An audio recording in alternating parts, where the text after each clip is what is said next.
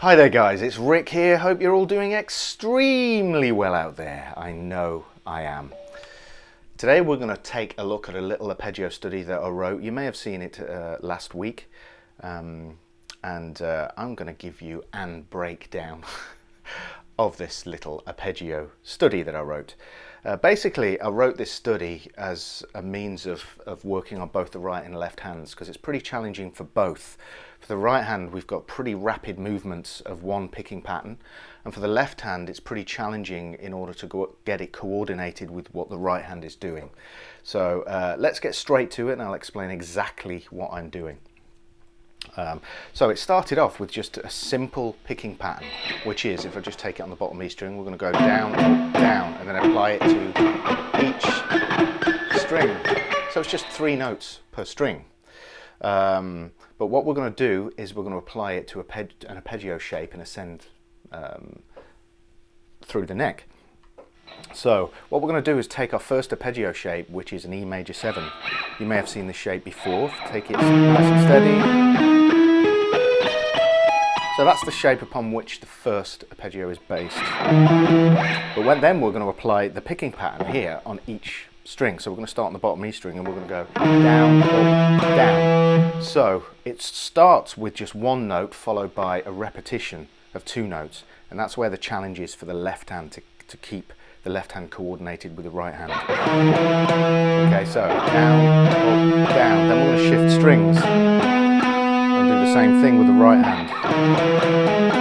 So the index finger has half the rhythmic duration of, well, it's got to be held down for half the rhythmic value of the other fingers. So in this case, it's the second finger. Okay, same on the A string in conjunction with the little finger. See what I mean? So quick movements for the index finger here. So let me show you what that is nice and steady.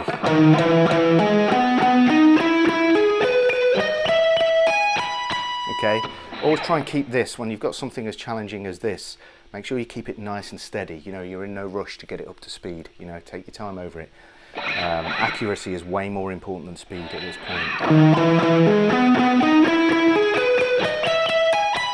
Okay, that's our shape. Then we're going to shift up to the next arpeggio, and then we're going to descend. So this is the arpeggio shapes, an F minor 7 arpeggio. So that's the actual shape here. Okay, but we're going to apply our right hand picking pattern to that. Okay, but we're going to start with an upstroke this time because we're descending. Up, down, up. Okay.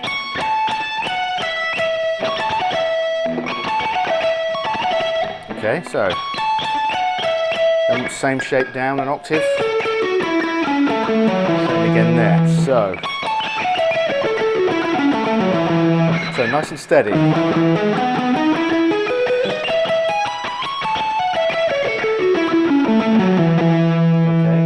So you can see where it's going with this. It stays the same throughout the whole piece. So then we're going to move down to the next arpeggio shape, which in this instance is a B7 arpeggio. And this is quite challenging, especially with the left hand positions here. So take it nice and steady. If I play it slowly for you. Specifically when we change here, because we're going to have to change fingers. I really want to encourage you to play this really slow.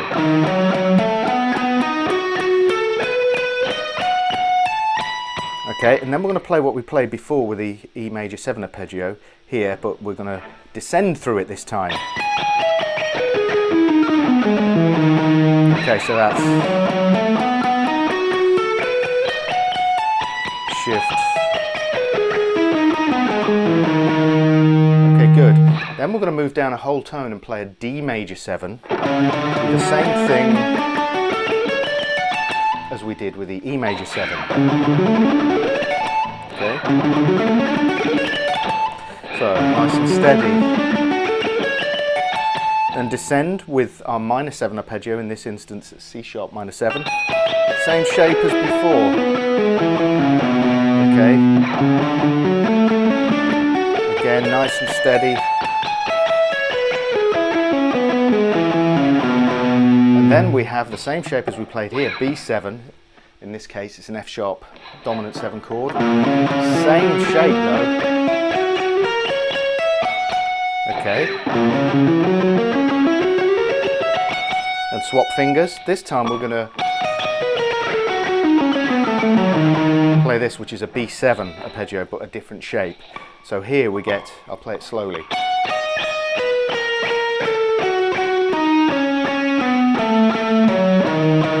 Okay. That leads us really nicely into the E major 7 arpeggio again.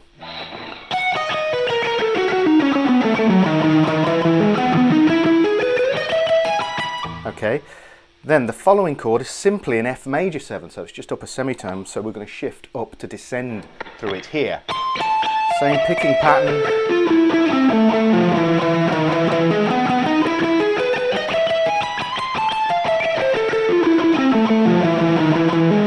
Then the final part of this study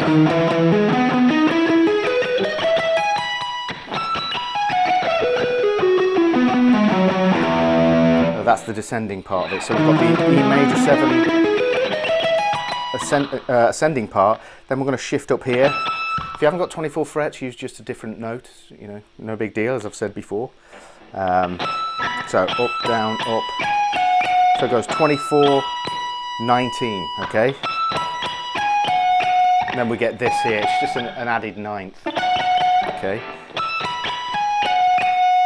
Okay, got it? Same shape, all the way down.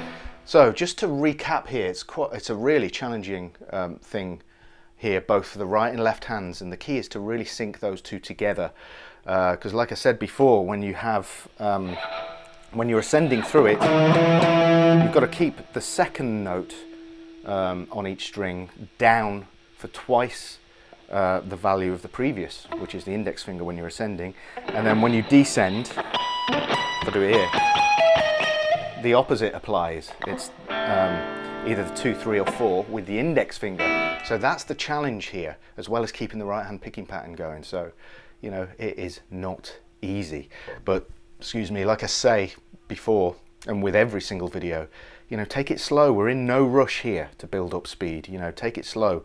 Develop control over time. You know, make sure you're in control of what you play first before you start ramping up the speed, you know. So that's it. Hope you enjoyed. I will see you in the next video. Cheers, guys.